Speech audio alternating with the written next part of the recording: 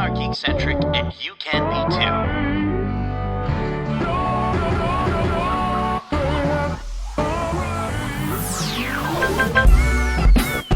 Love ya.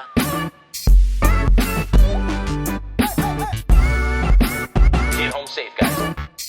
Peace.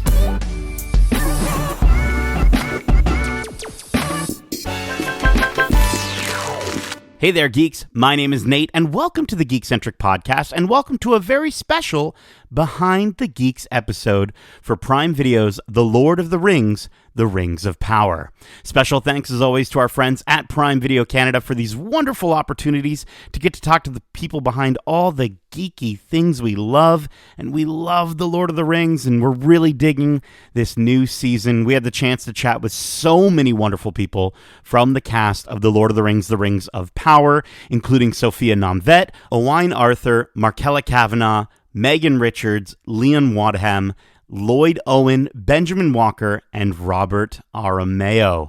I'm stoked for you to get to hear our conversations. We talked about everything from updates to their characters in Season 2, the culture within Middle-earth, and sort of how they went about exploring it, as well as some of their external influences on their characters and how they made them their own. And we even get into a bit of Harfoot cuisine.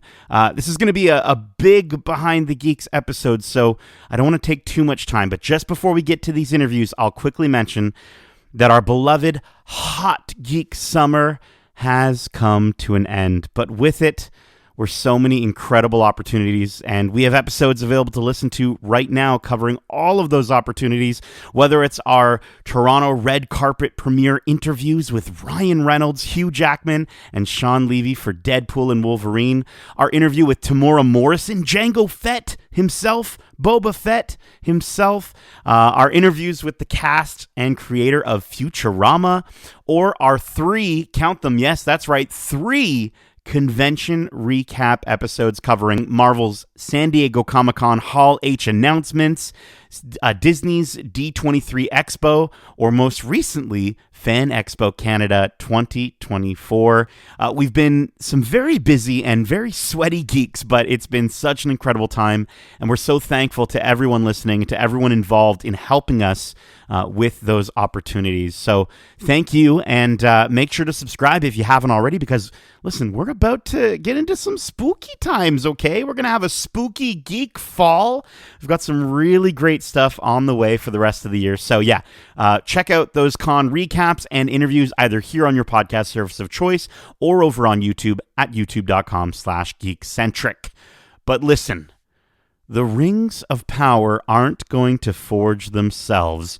So let's get to those interviews. Please enjoy our interviews with the cast of The Lord of the Rings, The Rings of Power, starting with Sophia Nomvete and Owain Arthur. Hey, Owain and Sophia, my name is Nate. And I'm Justin. Thanks so much for taking the time to join us on the Geekcentric podcast. How are you both doing? Very good, guys. How are you? We're doing great. Good. We get to talk to you guys. Yeah. Drink through.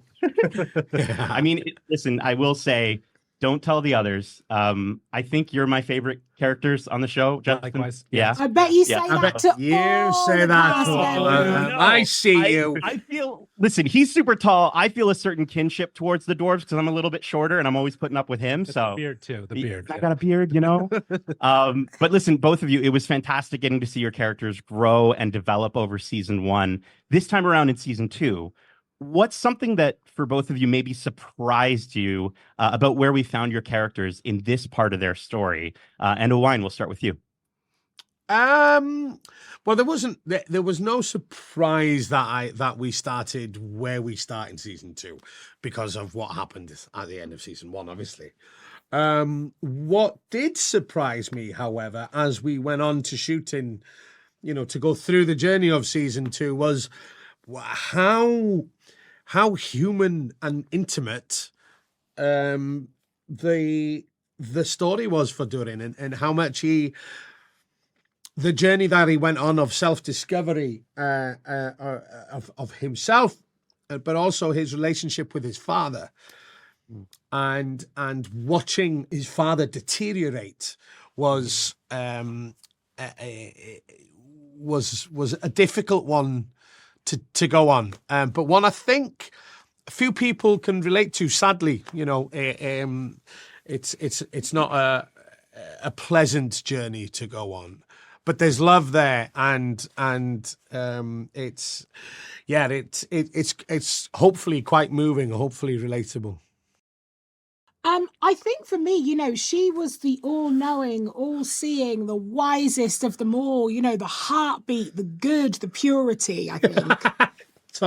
Sorry to blow my own trumpet. I was going to say, if you may say so yourself. I'm not talking about me. I'm talking about the character.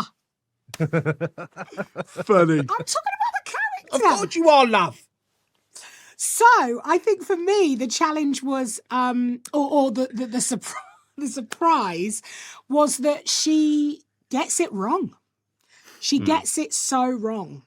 And that fear and devastation and stakes being really high clouds her judgment. And I just thought that she was way more, I don't know, I thought that there was something more powerful than that. But I guess there is the power in vulnerability. And I think we see her that way. And for the first time, it's not just Disa kind of, come on, Durin, come and Durin. Durin's like, no, my love, I think this time you might have got this wrong. And she loses her spark, she loses her voice and she loses her spark. So I guess the surprise for me that against some of the darkest odds, even the strongest of us are susceptible to vulnerability and to get it wrong.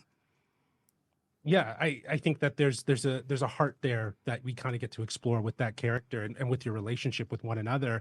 And actually kind of going a little bit further, Sophia, it's been amazing to see the story of dwarven women showcased so heavily in this series, and the importance that plays in understanding the mountain. What has it been like for you to kind of explore that part of dwarven culture? What a beautiful question.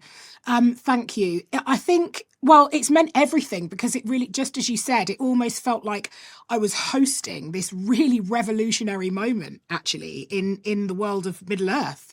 And so it almost feels like we've got to a point, and I won't credit myself with this because I'm way more humble than that, thank you. But the writers have written her as really, it would feel so strange without her now, and without that kind of female energy in there that we've not seen before. It feels more fractured, and now it feels whole, and I feel so blessed and honoured to be a part of that.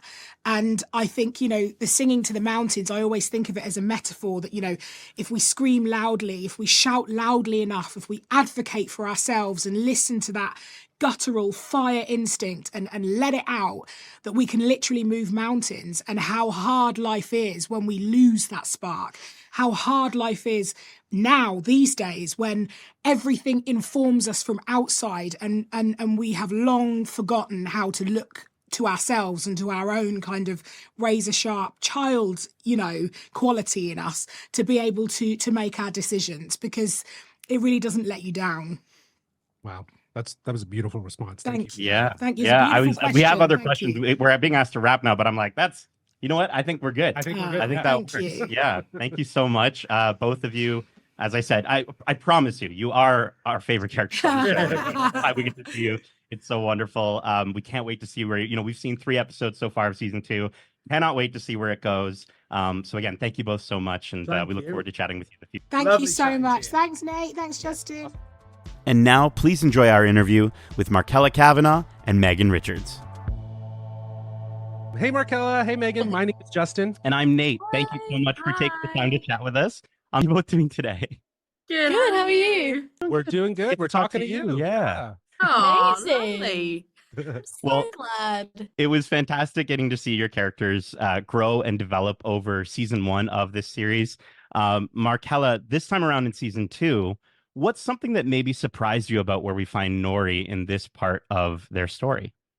I think something that it's something that surprised Nori, I think too, is just how much she misses her family and how much actually leaving home meant to her. So I think what was surprising was just reading that was going to be voiced and expressed in the way, like you hear her voice that in the first episode. So it's really, you see how important that is, and I really like that because there is an inner conflict between her doing what she's always wanted to do and then also balancing the homesickness. So it was it was really a nice surprise to see that the showrunners were going to acknowledge that. Yeah, it's that duality of wanting more, but having to let go of your family and to go do what you need to do. I love that. Now, Megan, you know, at times this show goes to some dark places, but for us, it's always a delight to see Poppy and Nori together on their adventure. You know, what's the secret to having such a genuine relationship with one another on screen? Yeah, I think there's something that makes it easier is having an actor who you're acting opposite be so wonderful and be so present. Yeah. But Oh, lovely. I'll keep going. Yeah. But there's what's lovely is that the Poppy that I portray is not the same, wouldn't be the same Poppy without Markella's Nori. And I think also something that I always kind of tell myself is that Poppy and Nori are fine. They're great. And their relationship is stable and it's the same. And they have such a sort of like depth to their relationship that was already there before season 1 even happened. And so it's just our job to kind of honor that and continue it. And Markella makes it very easy. I love that. Well, you definitely see that, and we feel it as we get to watch your characters. Thank you. For both of you, you know, this season, there's a few bugs eaten at one point. I don't think it's too much of a spoiler to say. I wanted to kind of talk about, you know, season 1 and season 2, we get to see how Harfoots are foragers, and they very much live off the land for their meals. For each of you, as Markella and Megan, what's your go-to Harfoot meal? Harfoot meal. There's got to be a pie in there. Oh, yeah. There's got to be a pie in there for sure. They actually had these incredible pies on set of season 1, but they were like cherry as part of the Harvest Festival, and they looked really quite nice. Yeah. I don't know. I'm such a snacker. It's like anything. No snails for you? Yeah, bugs sound delicious that as a snack food. No, yeah. No cockroaches for you? No cockroach. Yeah, maybe a cockroach here and there. I mean, I was gonna say, like, I would love a good Harfoot stew, but I'd be worried that if he made it, his foot hair might get in there. Oh yeah, a little seasoning. Little yeah, sprinkle. no. Don't get on his bad Any side. promises. I can't It's make gonna any. happen. Give it time, okay? After a long day, you never know. It gets better with age. Yeah, you know, during production, when you're on set, you know, there's so many elements in place to help bring Middle Earth to life, you know, from set design to makeup to costuming. At what point do you find yourselves fully embodying your characters? Markella, let's start with you. I mean, it's exactly what you said. It's as soon as I'm in character, I feel like I'm not actually in character, but as in you do feel like it's so much easier when you have the costume and the makeup and the prosthetics. And I feel like as soon as the feet are on, you kind of can't deny how that you're a Harfoot, because they really do alter the way you like stand, like the stance and the way she is. So I feel like that really helps. And then as soon as you're on set and you've got the dialect and you've got these incredible sets, all of it really does take a village, and it takes this big team comprised of like incredible crew that really come together to make I mean, you know, this part would not be anything without the incredible costumes and the makeup and the thought and care that's also put into her by the crew and the directors and the showrunners. So yeah, that it all helps, and so I love it. I love the whole process. I think, I mean, you said it so eloquently, and also the feet definitely is a main thing. What's also amazing is being able to work with people who are so like top of their game at their craft. When you are sort of their subject and they, you know, do that, it allows me to not have to think about any of that. And I'm able to actually just really play Poppy and play that moment and be in that moment. I think also the sets really help for me. The grandness and the intricacies of them are just so beautiful, and they're sort of like ever going. Like Christian, who's the set designer, is an absolute genius, and his work deserves recognition for sure. Yeah. Awesome. Yeah. Well, we are always blown away whenever we get to see like the visuals in the show, but of course, your chemistry, both of you, it's so lovely and so wonderful. Congratulations on the show. Thank you again so much for your time. We've seen 3 episodes so far of season 2, and we're really enjoying it. So Yay! what happens? Yeah. Yay! Thank you Thanks so much, you guys. Next up, we've got our interview with Leon Wadham and Lloyd Owen. Enjoy. Thank you for taking the time to chat with us on the Geekcentric podcast. How are you both doing today? Pretty good. Terrific, yeah. I haven't seen him for a long time, so it's been good to have a bit of banter. I'm a pleasure to be around. He's so a pleasure to be around. Stoked to be reunited with me. And you've I can Feels good. Well, it was fantastic getting to see both your characters grow and develop over season 1. We both really enjoy the show. Here in season 2, this time around, Leon, what is something that maybe surprised you about where we found your character in this part of their story? What you can say, maybe. I don't know if it was a surprise. I think it was maybe inevitable, but I mean, listen, he made some big swings in season 1 and there were no consequences. And so what he's learned from that is he can really take big swings with very limited repercussions. So I think what we've seen between seasons is his dad has been running the shop while these guys have been off fighting a war that didn't go great. And now he has a sense that rather than having to protect this thing he could lose, there's all this power that is available that he hadn't even considered. So this new Kemen is hungry. He wants more. He wants more respect. He wants more responsibility. He wants more for himself, and he's trying to get it as quickly as he can. So I guess I should have seen that coming, and I always knew it was in there. I mean, Tolkien was fascinated in the fall of men, fascinated by, that kind of greed and what it does to people. Yeah. But getting to play it this season was a real pleasure. Yeah, you can see that there's a sense of wanting to prove something from Kemen. Yeah, desperately. And wanting to do it maybe before he's earned it, to seeing if he can force it. Right. Now, Lloyd, knowing the future of your character and where he ends up, does that influence your performance of Elendil? It's a good question. And I think inevitably, well, there's two things at play here. One is I was 11 years old when I read The Hobbit, right? So I read that book.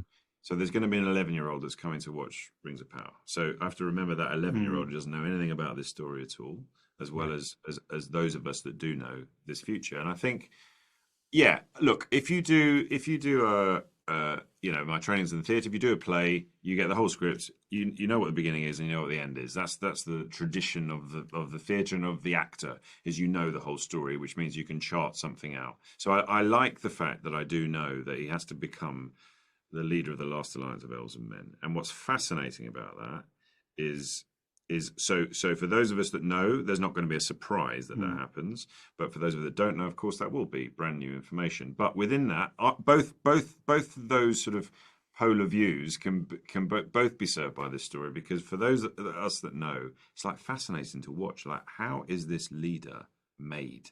What are the circumstances? What are the challenges, the moral challenges, the difficult choices he has to make that shape this man? And I'm, in discussions with JD and Patrick, we're trying to, how do you shape a fallible human being that's going to make errors? If it's Tolkienian, like we were discussing, and if it's about the fall of man, he's going to make the wrong choices. His pride's going to get in the way. His ego's going to get in the way. The sense of responsibility.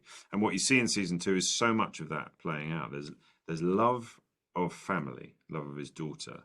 There's love of nation, and then in between, the middle of that, there's his faith. And all three can't all coexist together in this current story. There has to be some choice made. And then perhaps it's the wrong choice. Perhaps, for those of us that love Elendil and have this hero archetype in our mind, but maybe his attitude to his daughter is unloving. Maybe the choice of faith seems a selfish choice, because actually that's about the love of his daughter. And so we've got him in a very difficult position, and it's an absolute joy to get the juice out of that as the actor. And I just hope that you look at Elendil and you go, there is a human being, there's a man struggling that I recognise, and that I relate to that struggle of what it is to be human. Agree. I totally agree with that. Yeah, I mean, both from him and Isildur, especially with what we've seen this season, getting a lot of Aragorn vibes, which makes sense. So I'm loving it. Leon, for yourself, Kemen is a brand new character to the mythos of the Lord of the Rings, and we get to explore the political side, as you mentioned, of this story through him. And you yourself have mentioned in interviews how you went to university with a lot of people who were studying in politics. Have you connected with any of them since season one to make sure, get some feedback and some insight into the political side of Kemen? Actually, not since. I hadn't thought about that. I don't think I'm sure no one's mad at me. I mean, I just remember that ambition and that proximity to power, but not necessarily having it. And that was something I definitely leant upon. But I think seeing what happens in season 2, I might get a few more calls. No one said anything to me after season 1. Awesome. Well, listen, congrats on the series, and thank you again for making the time to join us. We've seen the first 3 episodes, and we are very excited to see the rest of the season and see what your characters get up to. So thank you so much. Yeah. It's a fun ride. Enjoy it. Awesome. Have a good one, guys. And finally, our interview with Benjamin Walker and Robert Aramayo.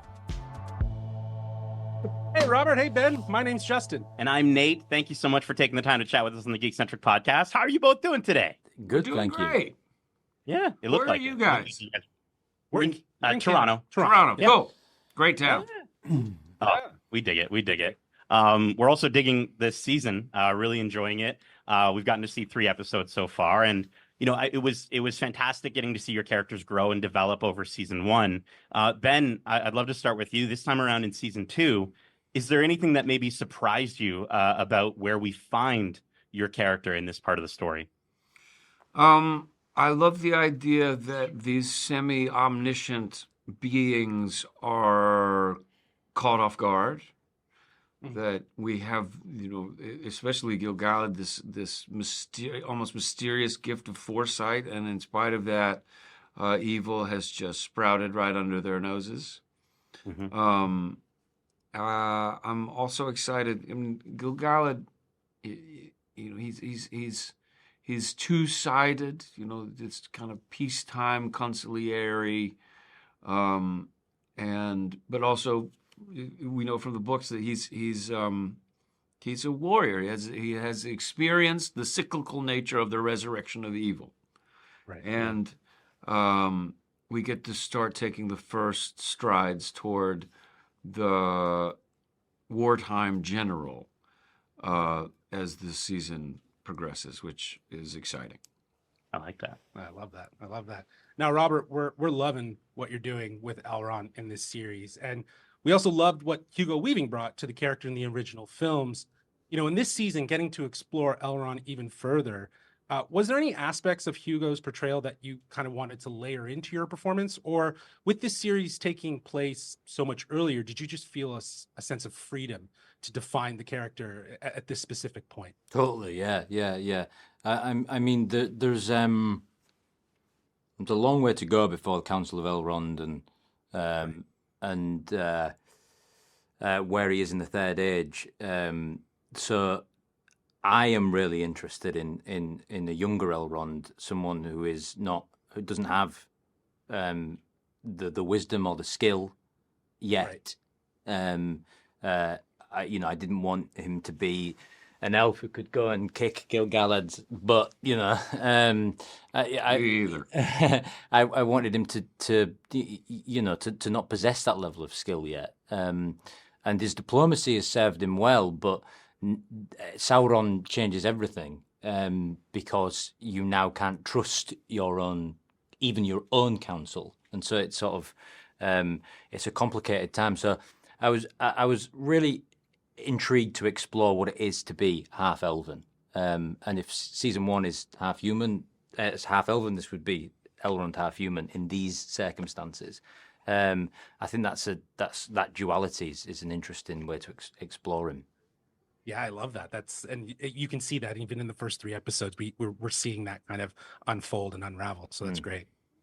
Ben, we get to hear Gil-galad singing in these first few episodes. What's it like getting to explore the musical element of elven culture? By the way, you did a great job. Sounded thank you. amazing. But what's that like? What's that like getting to sing in the show? Well, it's quintessentially Tolkienian. The elves are bursting into song, every other page.